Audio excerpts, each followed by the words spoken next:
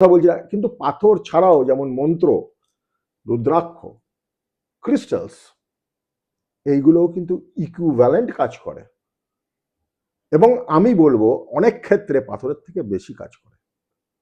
কারণ যদি আপনার সৌভাগ্য ঢোকে, সৌভাগ্য কখনো নোংরার উপর দিয়ে ঢুকতে পারে না।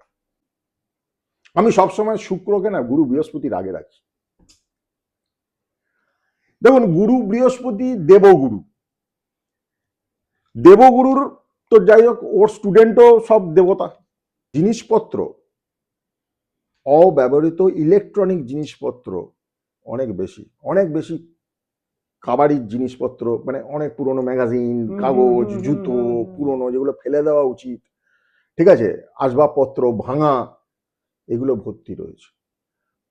ফলে আপনি যদি আপনার বাস্তুকে যদি আসি, সবার প্রথমে তো আপনি আপনার জায়গা, তারপর তো আপনি সমাজ, দেশ, সবকিছু চিন্তা করবেন।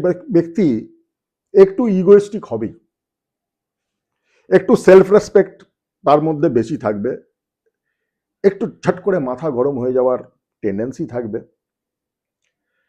এরকমই। নমস্কার, নমস্কার, ওয়েলকাম টু হ্যালো অঞ্জনের বুধবারের জ্যোতিষ সেগমেন্টে, যেটা আমরা গত সপ্তাহ থেকে নতুন শুরু করেছি।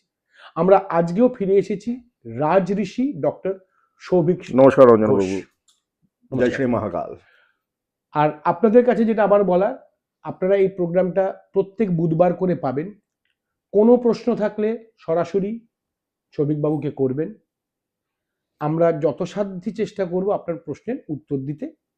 আর ওনার চেম্বারের নম্বর, ওনার নম্বর, এগুলো স্ক্রোলে সবসময় দেওয়া থাকছে, আপনার ওনার সঙ্গে সরাসরি যোগাযোগ করে নিতে পারেন।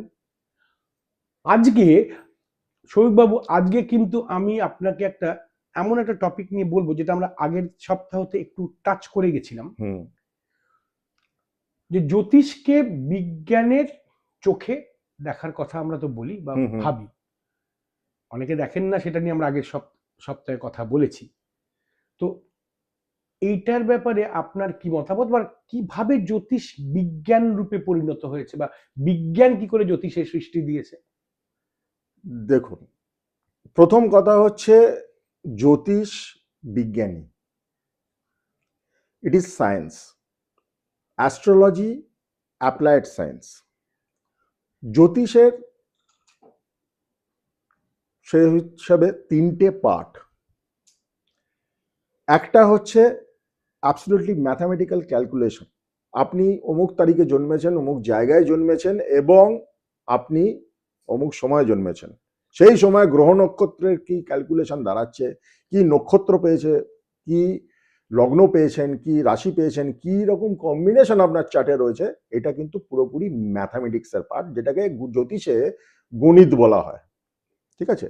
এবং আমরা যখন জ্যোতিষ শিখেছি, এখন তো দেখুন অনেক সফটওয়্যার, অনেক ইজি হয়ে গেছে, কিন্তু সত্যি কথা বলতে অনেক কষ্ট করতে হয়েছে এফিমেরিস ঘেঁটে, মানে সত্যি যে এটা সায়েন্স, সেটা আমরা সেই সময় বুঝেছি এবং এর মধ্যে কোনো টুকটাক ভুলচাল জিনিস নেই, অ্যাবসলিউটলি পারফেক্ট ম্যাথামেটিক্স। এই জন্য আগে শাস্ত্রবিদরা বলতেন কি, অঙ্কে ভালো না হলে জ্যোতিষী হওয়া যায় না, কারণ অঙ্কের ওপরেই জ্যোতিষ দাঁড়িয়ে। এক্স্যাক্টলি, যদি আপনি নিউমোরোলজিতে দেখেন, ঠিক আছে, what is that? It's all about numbers. আজকে আপনার নামও একটা নাম্বার, আপনি জন্মেছেন কোথায় সেটাও একটা নাম্বার, আপনার মোবাইলও একটা নাম্বার, আপনার আইডেন্টিটিও একটা নাম্বার, আপনার ব্যাংকের পাসবইও নাম্বার, আপনার পাসপোর্টও নাম্বার, আপনার প্যানও নাম্বার, আপনার গাড়িও নাম্বার। এইভাবেই তো পরিচিতি হয়। এই নাম্বারের খেলা এক থেকে নয়, এটাই কিন্তু পুরো আমাদের ইউনিভার্সকে খেলাচ্ছে এবং ঘিরে রয়েছে। আমি আপনার বাড়িতে, তার মানে এই এক থেকে নয়, তাই জন্য কি ওই 9টা গ্রহ, হ্যাঁ এক্স্যাক্টলি, এক মানে সূর্য, 2 মানে চন্দ্র, 3 মানে জুপিটার, 4 মানে রাহু, এইভাবেই তো 9টা গ্রহ। এবং সব থেকে ইম্পর্টেন্ট ব্যাপার হচ্ছে, নাম্বার হচ্ছে কম্পারিজমের জিনিস। আমি অঙ্কের 90 পেয়েছি, আপনি অঙ্কের 92 পেয়েছেন, কম্পেয়ার নাম্বারেই হবে, আপনি আমার থেকে অঙ্কে ভালো। আপনি যদি আপনাকে ফোন করে বলি অঞ্জনবাবু আপনার বাড়ি আমার বাড়ি থেকে কত দূর, আপনি বলবেন 10 কিলোমিটার কি 12 কিলোমিটার হবে, এটাও কিন্তু একটা নাম্বার, এটাও একটা অঙ্ক। আমাকে যদি আপনার সঙ্গে যোগাযোগ করতে হয়, আমি অঞ্জন অঞ্জন করে চিল্লালে তো যোগাযোগ হবে না, আপনার ফোনের নাম্বারটাকে মেলাতে হবে, তাহলে গিয়ে আমি আপনার সঙ্গে যোগাযোগ করতে পারবো, এটাও একটা নাম্বার। হ্যাঁ নাম্বার অতপ্রতভাবে জড়িত যেমন সায়েন্স জড়িত জ্যোতিষের সাথে, ইট ইজ ম্যাথামেটিক্স। এরপরে জ্যোতিষে যেটা আসে সেটা হচ্ছে সূত্র। আফটার ম্যাথামেটিক্স যেটা আসে সূত্র। সূত্র আমাদের কিছু স্পেসিফিকেশন দিয়ে দেয়। যেমন মনে করুন, আমি খুব সিম্পল এক্সাম্পল দিচ্ছি, কারো লগ্নেতে সূর্য রয়েছে, কারো লগ্নতে সূর্য রয়েছে, তার মানে সেই ব্যক্তি একটু ইগোয়েস্টিক হবেই, একটু সেলফ রেসপেক্ট তার মধ্যে বেশি থাকবে, একটু ঝট করে মাথা গরম হয়ে যাওয়ার টেন্ডেন্সি থাকবে। এরকমই বিবিধ রকম ভাবে সূত্র দেওয়া আছে যেগুলো চার্টটাকে অ্যানালিসিস করতে হেল্প করে। একদম মনে করুন দেখা যাচ্ছে চন্দ্র বসে রয়েছে, মানে চাঁদ বসে রয়েছে আপনার চার্টে, এবং অ্যাফ্লিক্টেড মানে কোনোভাবে তার আশেপাশেও কোনো গ্রহ নেই, এটাও একটা যোগ হয়, এবং কোনোভাবে একটা রিলেশন তৈরি করেছে ম্যালেফিক প্ল্যানেটসের সঙ্গে, সে ওভার থিঙ্কিং ডিপ্রেশনে যাবেই যাবে, অ্যাংজাইটিতে যাবেই যাবে। তো this is something, a science which is being applied. হাজারো মানুষকে এটা দেখা গেছে বলে একটা কনক্লুশন এসছে। তারপর যে জায়গাটা আছে সেটা হচ্ছে prediction, art of prediction. Art of প্রেডিকশনে কি হয়, একটা মানুষ আমি দেখছি সে ডিপ্রেসড থাকে, তো আমার চার্ট বলে দিচ্ছে সেই জাতক বা জাতিকা তার ডিপ্রেশনের নেচার আছে, অ্যাংজাইটির নেচার আছে, তাহলে কি করলে সে অ্যাংজাইটি এবং ডিপ্রেশন থেকে বেরোবে, that is art of prediction. Art of prediction মানে কি, একটা লোক খুব রকচটা, ধরুন মঙ্গল তার লগ্নে বসে আছে, ভীষণ রকচটা, ঠিক আছে, তো ন্যাচারালি কোনো ইনসিডেন্টে তার হঠাৎ করে মাথা গরম তার কাজকে বিগড়তে পারে। এই কারণে বলা হয় this is all part of art of prediction. এই কারণে বলা হয় কি রাহু টাইমে একটু ভাই অ্যাক্সিডেন্ট রক্তক্ষয় হতে পারে। কেন হতে পারে, আপনার মাথা তো কখনোই কনস্ট্যান্টলি প্রেজেন্টে নেই। আপনি ট্রেন লাইন পেরোচ্ছেন মোবাইল দেখতে দেখতে, অ্যাক্সিডেন্ট হবে না তো কি হবে? আপনি বাস থেকে নামছেন বা রানিং ট্রেন থেকে নামছেন, অন্য কিছু চিন্তা করতে হবে, তো ইউ আর নট অ্যাটেন্টিভ। বুঝতে পেরেছেন? আপনি নিশ্চয়ই শুনে থাকবেন এই কথাটা, বারবার উঠে আসে, দশা, দশা অন্তর্দশা, দশা অন্তর্দশা, আমার শুক্রের দশা চলছে, আমার শনির অন্তর্দশা চলছে। হোয়াট ইজ দশা অন্তর্দশা? দশা অন্তর্দশা হচ্ছে মনের দশা অন্তর্দশা।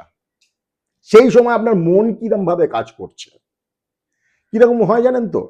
আমরা যেমন স্কুল কলেজে 40 মিনিট করে এক একটা করে ক্লাস হতো, 40 মিনিট ক্লাসে এক এক রকম প্রফেসর আসতো বা টিচার আসতো, কেউ ভীষণ জোভিয়াল, কেউ আপনার বন্ধু পড়ান, কেউ ঢুকেই আপনাকে আগে কাম ধরে বার করে দিত, ঠিক আছে? কারো ক্লাসে আপনি ভয় কাঁপতেন, কারো ক্লাসের জন্য আপনি সারা সপ্তাহ ওয়েট করতেন। বিভিন্ন গ্রহ সেই কাজই করে, এবং আপনার মনের অবস্থানই আপনাকে চালনা করবে, কি আপনি জীবনে কি করতে চাইছেন বা কি পেতে পারেন, আপনি কতটা আপনার চাওয়ার পেছনে কনফিডেন্ট, এই আপনার মনের দশা। ইম্পর্টেন্ট ইজ মন। যেমন মনে করুন জ্যোতিষে দেখুন, সাইকোলজির সঙ্গে আবার পাঞ্চ হয়ে যাবে। আগেকার দিনে 6000 বছর আগে তো সাইকিয়াট্রিস্ট থাকতো না, তখন পণ্ডিতরা গণনা করে বলতো কি আপনি এই করুন ওই করুন সেই করুন, যেটা অ্যাস্ট্রোলজাররা আজকের দিনে করে। একজন ভালো অ্যাস্ট্রোলজার একজন ভালো সাইকিয়াট্রিস্টের মতনই।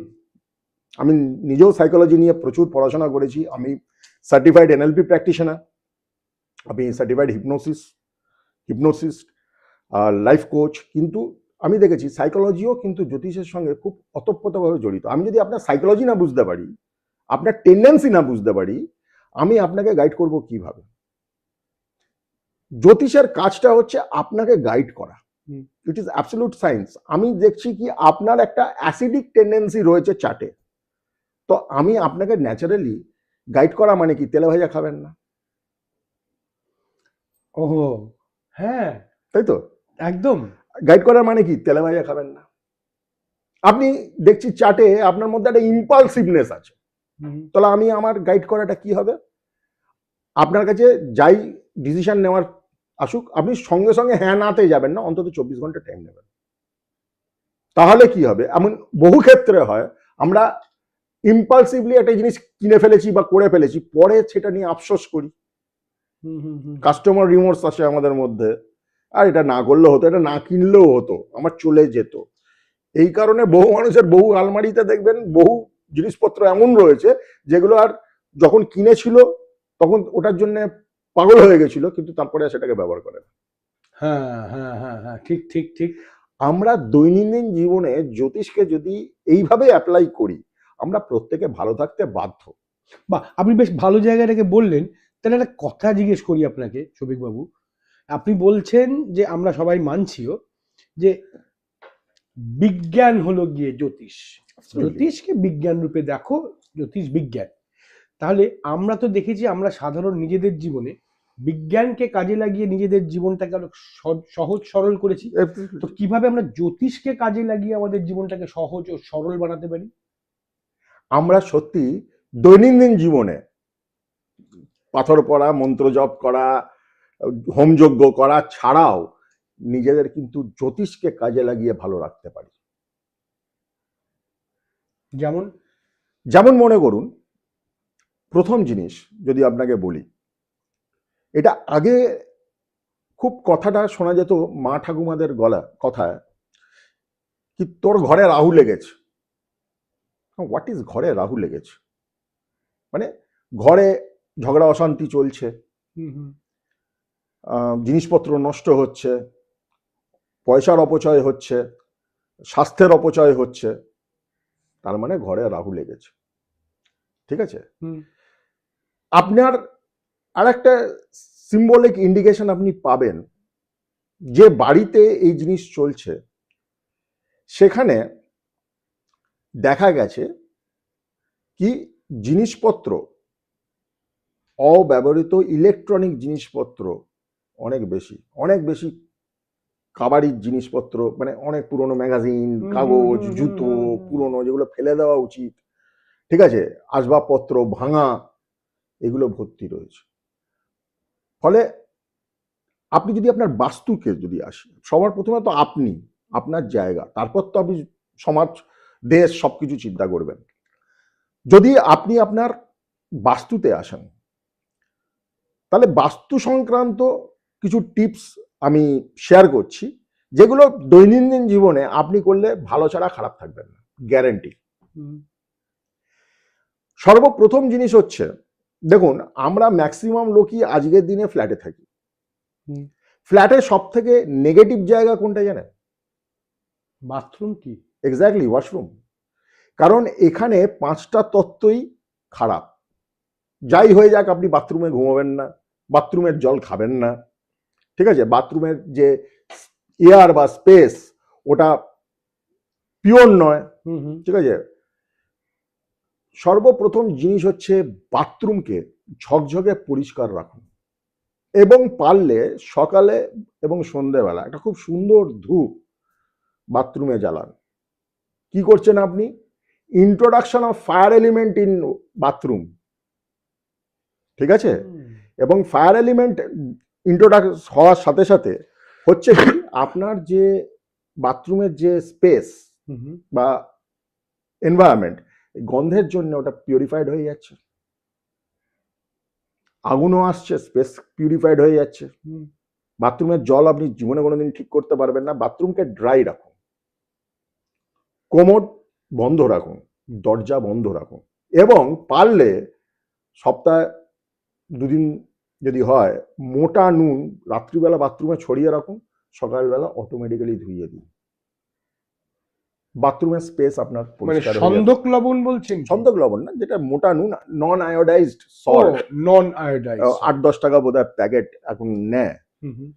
আরেকটা জিনিস বাথরুমের এনার্জিকে বাথরুমের মধ্যে রাখার জন্য, সেটা হচ্ছে বাথরুমের যে দরজা বা ওয়াশরুমের যে দরজা, তার পেছনে একটা বড় আয়না লাগান এবং উত্তর দেওয়ালে একটা বড় আয়না লাগান। তাহলে কি হবে, রিফ্লেকশনে ওর এনার্জিটা বাইরে আসবে না। This is a very simple টিপ।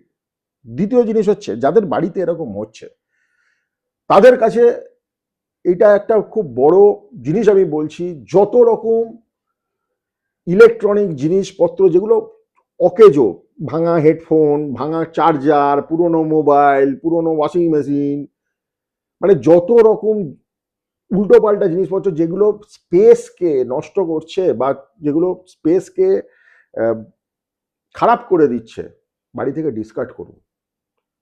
তাতে কি হবে, এনার্জি খুলতে থাকবে। আপনি একটা জিনিস দেখবেন, দীর্ঘদিন একটা ইলেকট্রনিক আইটেম যদি না চালান, আপনি যখন খুলবেন তার ভেতরে ঝুল থাকবে, রাইট? ঝুলটা ভেতরে ঢুকলো কি করে? That is a formation, that is a contribution of Rahu. That is a contribution of Rahu, কি আপনাকে নোংরা করে দিচ্ছে।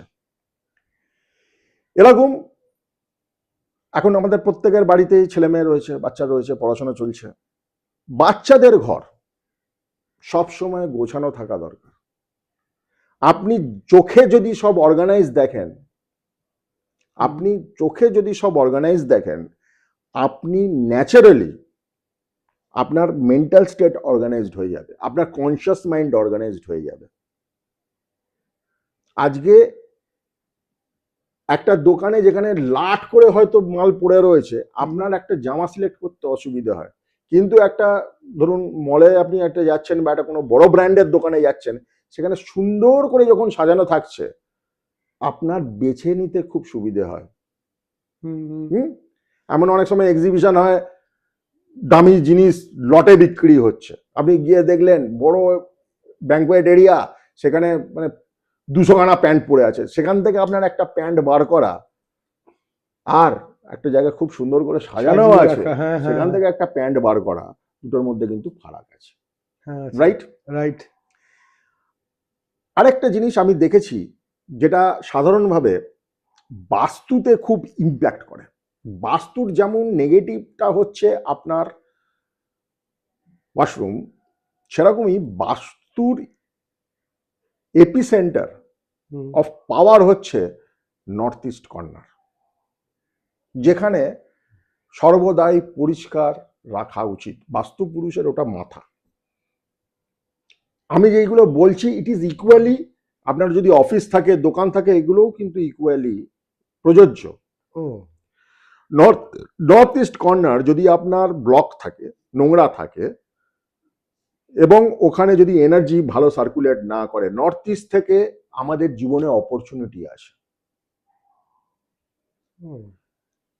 নর্থ ইস্ট থেকে যেমন অপরচুনিটি আসে, সাউথ ইস্ট অর্থাৎ উত্তর, সাউথ ইস্ট মানে হচ্ছে দক্ষিণ পূর্ব কোণ, ঠিক আছে? আমাদের জীবনে কিন্তু ক্যাশ ইনফ্লো আসে, আমাদের রোজগার আসে।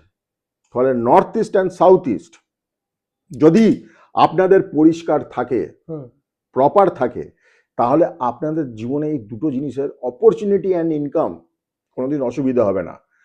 দেখবেন নর্থ ইস্টে বাথরুম বা সাউথ ইস্টে বাথরুম বা নর্থ ইস্টে কিচেন সবসময় সেই বাড়ির ফ্যামিলি মেম্বার্সের ওপর বা বাড়ির স্টেবিলিটির ওপরে ইম্প্যাক্ট করে। ঠাকুর ঘর মোটামুটি কম বেশি সবার বাড়িতেই থাকে। ঠাকুর ঘরে একটা জিনিস সবসময় মাথায় রাখবেন, সেটা হচ্ছে নিশ্চয়ই ফুল ধূপ ধুনো দিয়ে আপনি পুজো করছেন, কিন্তু ঠাকুর ঘর পরিষ্কার রাখাটা খুব ইম্পর্টেন্ট।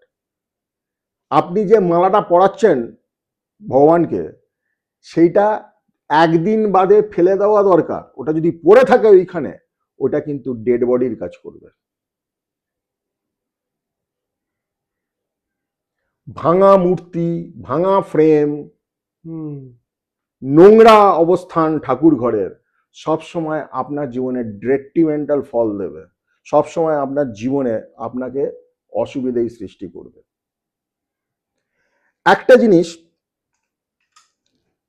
যদি গ্রহদের ক্ষেত্রে দেখি, আমি সবসময় শুক্রকে না গুরু বৃহস্পতির আগে রাখি।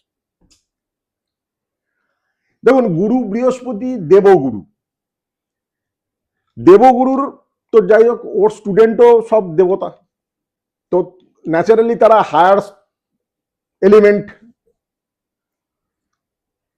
কিন্তু শুক্র অসুর গুরু। অসুর গুরু।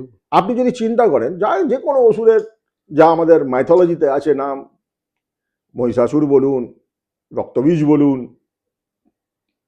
বা আমাদের রাবণ বলুন, প্রত্যেককে শুক্র গাইড করেছিল, এমন গাইড করেছিল সাধনায় তারা সিদ্ধি লাভ করেছিল। তারপরে অসুর বৃত্তি তাদের আসাতে আবার অবতারকে আসতে হয়েছিল ওদের নিধন করার জন্য, আর ওদের হাতে নিধন হয়ে তাদের মোক্ষপ্রাপ্তি হয়েছিল। তো গুরুর কাছ তো এইখানে অনেক বেশি না। তো শুক্রকে ভালো রাখা, আপনার ফ্যামিলি লাইফের জন্য ভালো থাকাটা খুব ইম্পর্টেন্ট। অনেকে দেখবেন নিজেকে খুব শ্যাবি রাখে, নিজের ওপরে যত্ন করে না। আরে দাদা, আপনি একটা ভাড়ার বাড়িতে এসছেন, এই যে শরীরটা আপনার বলুন আমার বলুন, এগুলো ভাড়ার শরীর, রেন্টেড। একদম এই জন্মের মতো 80 বছর 90 বছর যাই আপনার ভাগ্য থাকুক, আপনি থাকবেন, তারপর দিয়ে চলে যেতে হবে।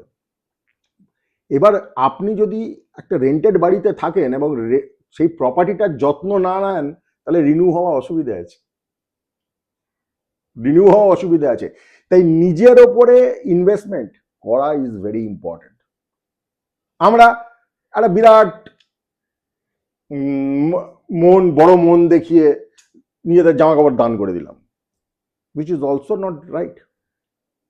আপনি জামা কাপড় দিন, কিন্তু আপনি যেটা ব্যবহার করেছেন সেটার মধ্যে আপনার এনার্জি রয়েছে, রাইট? আপনি যাকে দিচ্ছেন অন্তত নুন জলে কেচে দিন, অন্তত কাচিয়ে দিন, এবং তার থেকে 1 টাকা হলেও নিন, তাহলে একটা এনার্জি এক্সচেঞ্জ থাকবে।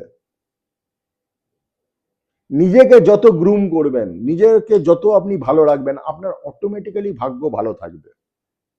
আপনি নিজেই বলুন না, আপনি তো নিজে অভিনয় জগতের এত প্রতিষ্ঠিত নাম, আপনি যেদিন খুব সেজে গুজে হ্যাপি মুডে থাকেন, সেদিন আপনার কাজ ভালো হয় না।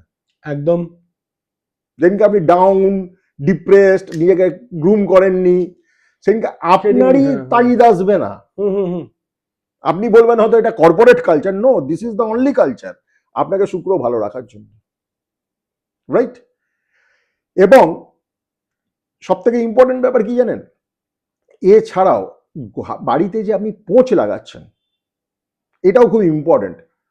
আপনি বাইরে থেকে আসছেন, এখন আবার বলছি ফ্ল্যাট বাড়ি, জুতো পরে ম্যাক্সিমাম লোক ভেতরে ঢুকে পড়ে, তাই তো? বা আপনি জুতো বাইরে থেকে তো পা ধুয়ে বাড়িতে আসেন না, যেটা আগে সিস্টেম ছিল। তো আপনার এই যে পায়ের লেগে থাকা নোংরাটা কিন্তু জমতে জমতে কোণে গিয়ে থাকে, বাড়ির কোণে। কোণ পরিষ্কার থাকা খুব ইম্পর্টেন্ট, এবং কোণে একটু মোটা নুন দিয়ে রাখাটা খুব ইম্পর্টেন্ট, যাতে ওইখানে নেগেটিভ না থাকে। আপনি বাড়িও যে পোঁচ লাগাচ্ছেন, আপনি ফিনাইল, ফ্লোর ক্লিনার যা ইচ্ছা ব্যবহার করুন, সঙ্গে একটু নুন দিন, তাতেও কিন্তু নেগেটিভিটি কাটে। এবং বাড়িতে যত সূর্যের আলো ঢুকবে, তত কিন্তু আপনার বাড়িতে, আপনি দেখবেন পোড়ো বাড়ি, উত্তর কলকাতায় যদি যান এমন অনেক পোড়ো বাড়ি দেখবেন, কিন্তু প্রখর সূর্যের আলো ঢোকে, কখনো সেই পোড়ো বাড়ি কোনো নেগেটিভ টার্ন আউট করবে না। সূর্যের আলোর এই ক্ষমতা, এবং জলের ক্ষমতা হচ্ছে কঠিন থেকে কঠিনতম তন্ত্র ধুয়ে মুছে সাফ করে দেবে, এটা জলের ক্ষমতা। জলের মধ্যে ইন্টেনশন যদি দিয়ে করা যায়, এই যে পুজো হচ্ছে, আমাদের সামনে চরণামৃত রাখা আছে, তার লাস্টে দেওয়া হয় শান্তির জল দেওয়া হয়, কি সেটা পুজোর পুরো এসেন্সটা ওই জলটার মধ্যে চলে এসছে। আপনি পুজোটার পুরো এসেন্সটাই, আপনি যখন চরণামৃত খাচ্ছেন বা শান্তির জলটা নিচ্ছেন, পুজোর এসেন্সটাই নিচ্ছেন। মেবি আপনি পুরোটা সেইভাবে থাকেননি। একটা অসাধারণ উপায় বলছি আপনাদের, প্রত্যেকে উপকৃত হবেনই হবেন। বাড়িতে এক গঙ্গা জল আর কুশ হয় না, ঠাকুর মশাইরা যেটা শান্তির জল ছড়ায়, একটা কুশের কাঠি কিনে নেবেন, আপনার পুরো বাড়িতে কুশ দিয়ে গঙ্গা জল ছেটান, নিজের উপরে ছেটান, দেখুন আপনি ভালো থাকেন কিনা। as simple as this. রোজ রোজ কোনো পার্টিকুলার সময় বলতে কি, আপনি স্নান করে করুন, সকালবেলা হ্যাঁ। বিকেল যখনই স্নান করে করুন। আরেকটা জিনিস হচ্ছে, এখন এই কালচারটা একদমই নষ্ট হয়ে গেছে, তবু আমি বলছি বাড়িতে ছোবড়ার ধুনো জ্বালানো, ছোবড়ার ধুনো, একটু ধুনো দিয়ে একটু জোয়ান, একটু আপনার লবঙ্গ, ছোট এলাচ, মানে গরম মশলা বলতে যেটাকে বোঝানো হয়, ঠিক আছে, লবঙ্গ, ছোট এলাচ আর দারচিনি জ্বালানো কিন্তু সূর্যের কাজ করে। দারচিনি জ্বালানো ঘরের মধ্যে সূর্যের কাজ করে, সূর্যের আলোর কাজ করে। এটা যদি আপনারা রেগুলার দেন, আর একটু সাদা সর্ষে, এটা যদি আপনারা রেগুলার দেন, বাড়ির এনভায়রনমেন্ট প্রচন্ড পজিটিভ থাকবে। আপনারা প্রত্যেকে, এটা শুধু বাড়ি না, আপনি দোকানেও করতে পারেন, আপনি আপনার অফিসেও করতে পারেন, ভালো ফল পেতে বাধ্য। আমাদের আইডেন্টিটি কিন্তু মেন দরজা, তাই তো? আপনার পরিচয় কিন্তু মেন দরজা, একদম তাই তো? বহিরা জগতের সঙ্গে আপনার অভ্যন্তরীণ জগৎ একটা দরজার মাধ্যমে ভাগ করা আছে, এইটাকে পরিষ্কার রাখাটা খুব দরকার। একদম ঝকঝকে তকতকে, সামনে নোংরা নয়, ভেতরেও নোংরা নয়। কারণ যদি আপনার সৌভাগ্য ঢোকে, সৌভাগ্য কখনো নোংরার উপর দিয়ে ঢুকতে পারে না।